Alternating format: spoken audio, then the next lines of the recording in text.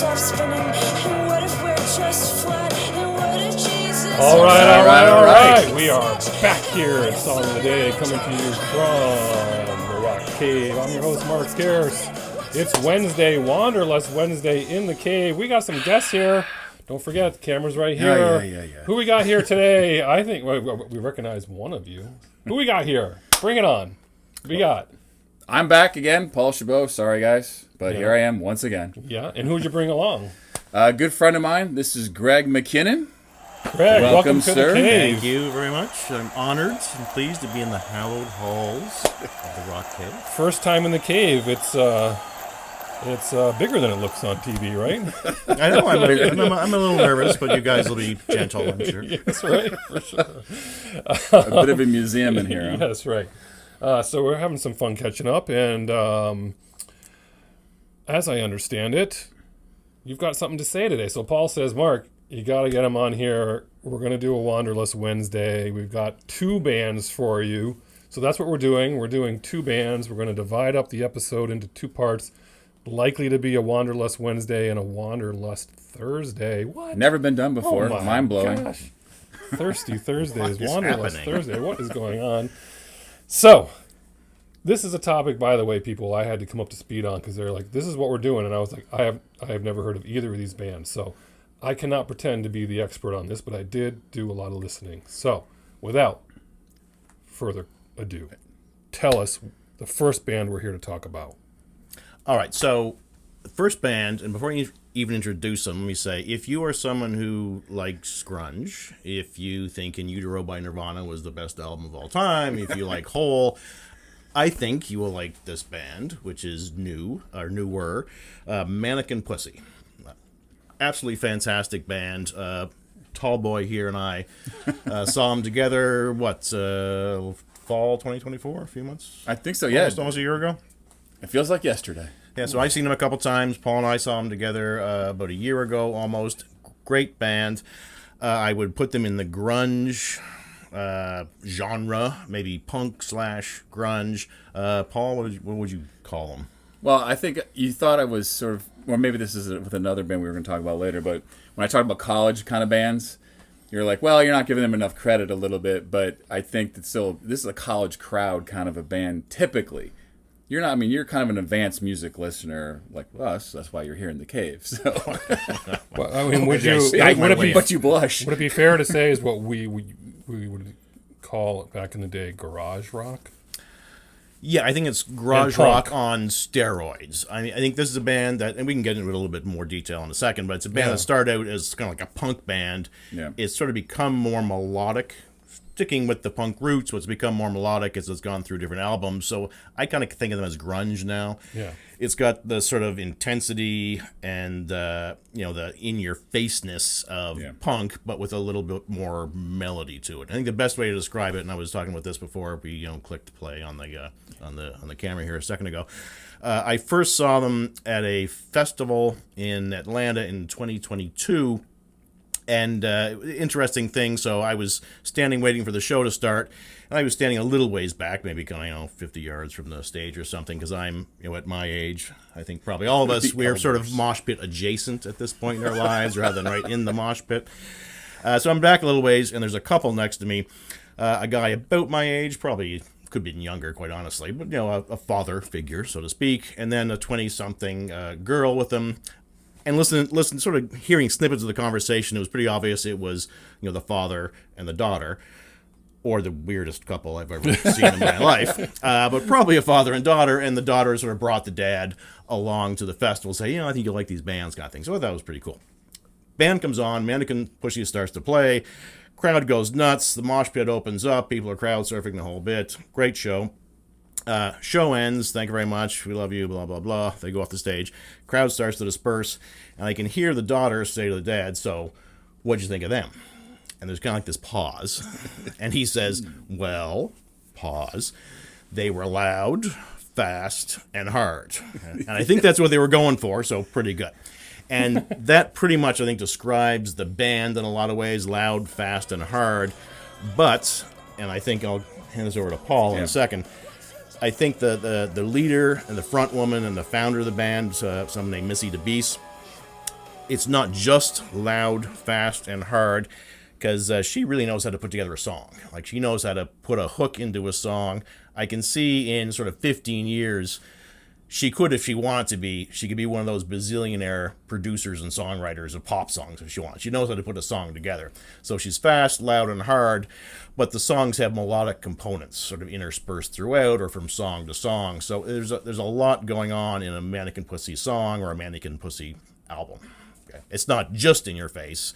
It's definitely in your face, but it's in your face with a lot of musical integrity behind it, if that makes any sense whatsoever. All right, so then how did you get there? What happened? Yeah, there? I mean, so great description there.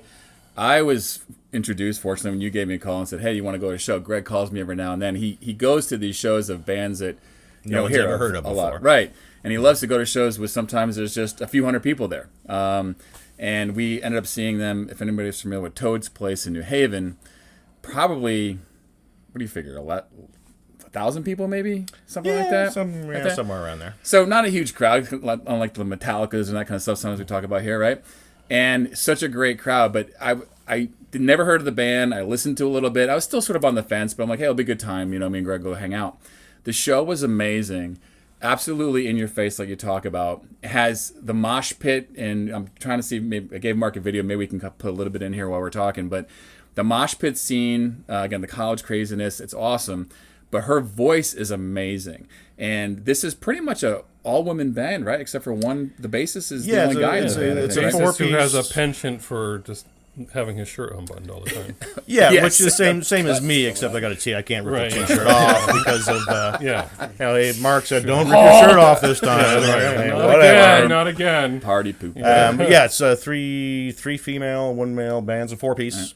Sort of traditional rock band, right? It's got bass, guitar, drums, and then Missy DeBeast, who's the front woman, sings and plays guitar as well. So it's traditional in that sense, but in an updated kind of way, I think. And I think you go from the screaming, kind of the rage rock, to, again, I think the term used is melodic. There's some songs that we'll talk about in a minute here. We go down the list that are ballads and awesome production, and they just sound so full in your stereo. And other ones, it's literally like it's going to crack your speakers because she's screaming at you with an anger. And there's a lot of political statements in some of these songs Do too. you remember where they're from? Philadelphia. Philly, yeah. And they started off on Epitaph Records at some point, but then they started their own label, right? Which is amazing. Yeah, they bought out the first two albums, the rights, and then now they have their own label, which allows them to be, very artistic with whatever they want to do, and potentially make a lot of coin if they can break out. So I'm going to jump in for 1 second. So I jumped in and just started listening, and to your point, I either got screaming in my ear or something just melodic, right? So I had to divide that up. But I did find a bunch of music that I really liked. One of the descriptions I saw about their music was shoegaze.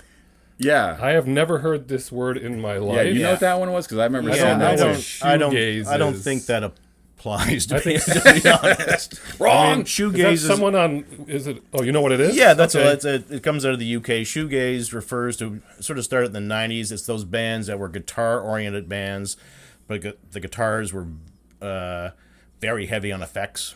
Mm-hmm. A lot of distortion. Actually, the next band we're going to talk about, to give a little hint in the next episode, Fontaine's DC. There's a little shoegaze influence there. Okay, all right. So these bands, they would go up, and the guitar players would always be staring at their feet, and the term became shoegaze bands. Oh, that makes Heavily a lot of sense. distorted, a lot of Staring effects at on the shoes. guitars. All right.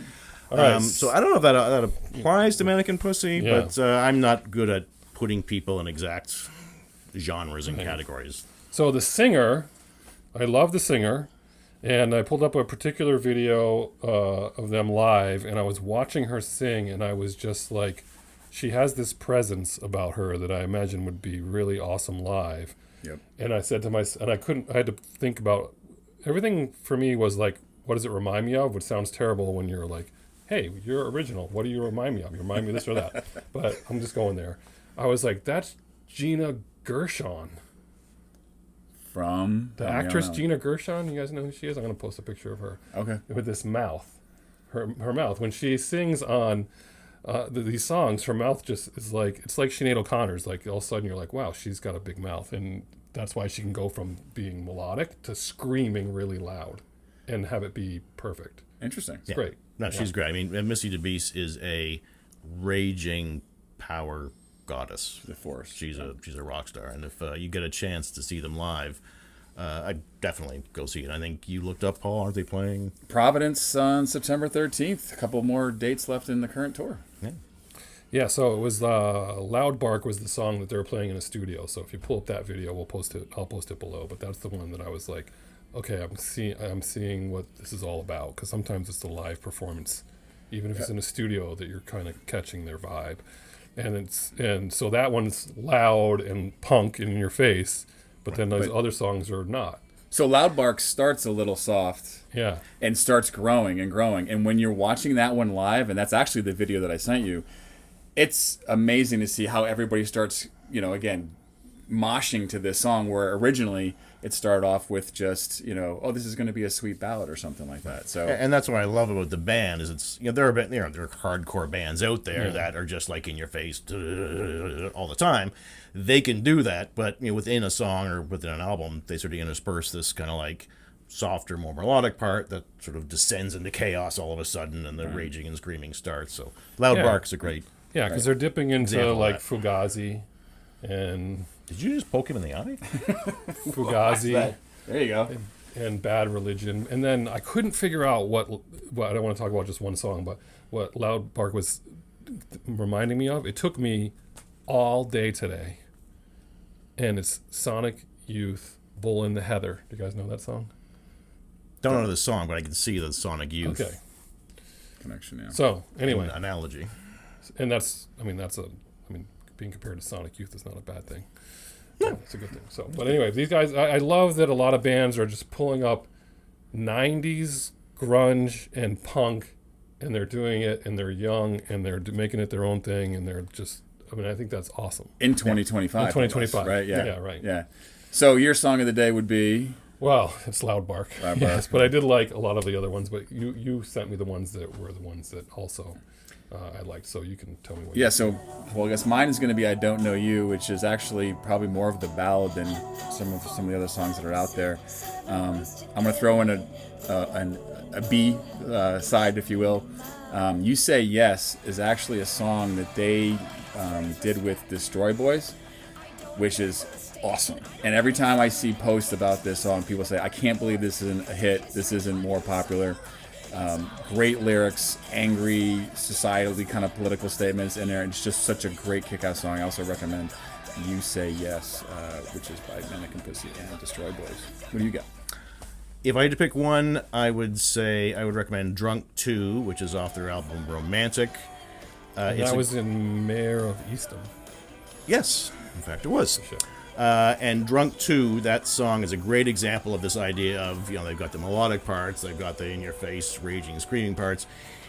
It is also the best angry breakup song since Alanis Morissette was in a theater going down in the cast of Full House. I mean, it is fantastic. Love that song.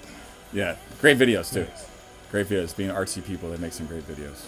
And I Got Heaven, I thought was good too. That's a good Yeah, from the, which is the title of their last album, too. Yeah. So yeah, Mannequin Pussy. Mannequin Pussy. I think recommend it. give a lot of the songs so a my try because question they're so is- different. Nice shirt too. Yeah. Nice. So this does beg the question: does the name of the band does that present any barrier to being like they're huge? Like, Here's what I know. You have a Mannequin Pussy T-shirt. on. I've got a We Mannequin talk about Pussy the- T-shirt. Yeah. And so I was saying, I've had this for a few months. This is the first time I've worn it because it's Yes. hard to find the right occasion to wear a Mannequin Pussy T-shirt. Right, Like you're yeah. not going to the parent-teacher with this thing Yeah, on, yeah, yeah. or Right. the kids' Well- sporting events. I did mention the band to a couple of friends, and one of them did hear them on the radio. Now it was satellite radio, but they sent me a picture of the the song coming on, saying, "Oh my God, I hear this band on the radio." Never heard before. so if they make it big, they'll just be called Mannequin P, and people are going to wonder what's going on here. Or something. that's true. I don't know. Yes. Yeah, I struggle to try to get my 15-year-old a T-shirt. because I like to buy Ella some shirts at concerts. I'm like, I can't do it because she can never wear it, you know. But Yeah. I think that will hold them back a little bit, which is kind of sad. Yeah, because they're doing a lot of good stuff. So, Yeah, but we'll see. Next album will mean a lot. Could be a good turning point because our last album, I Got Heaven, was a big changer too. So. No, I mean, and they're never going to be a top 40 band, though. Right. Right. No. I don't think they want to be. That's not what they're Yeah. going for. So they've got their niche, and I don't think their niche cares that they're named after cats. Right, exactly.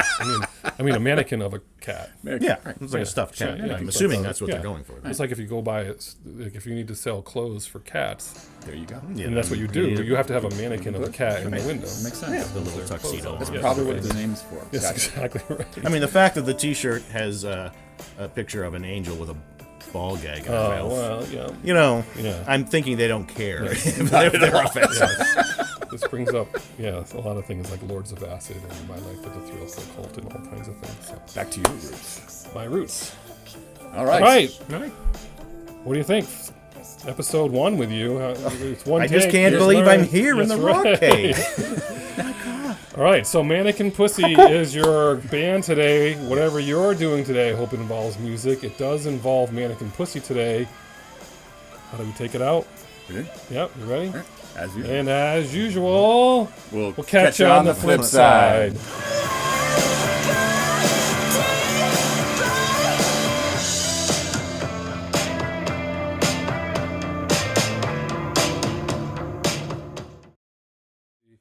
And As I'll say usual. something- as usual, We'll catch you on the flip side. And then I take my shirt. Yes, That's right. what Yes.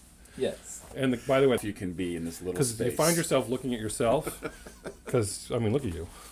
Who wouldn't be looking at you if you were you? I mean, Yeah, I mean, who can't help it? Yeah, but if you look at yourself, do I think you're. Can I just stand like that? If you just lay this way. Here, Mark. you have, I a, should do do this you have a wooden leg? this third leg. What up? If both of you just lean all the time, maybe I'll look straighter. Yeah, that's good. Is that good for you? Perfect. And your timing. Me. Timing. You will tell me. You will give me. Oh, I'm gonna go. wow. I'm gonna say 4, 3, 2, 1. There'll be a little no, pause. but if I'm talking too long. Oh, gonna, has we'll that ever cut you out. happened? Kick me. Nah. No. You'd have to really be going crazy could for you- us to I cut mean, you off. I guess. I mean, we're on this group here, so if something's going amiss, we'll just let you know. I think you can come forward one step, and so I think because otherwise Paul's gonna Already, get drowned out. already. Already with the Bring it in. introductions. All right. Bring it in, Paul. Me.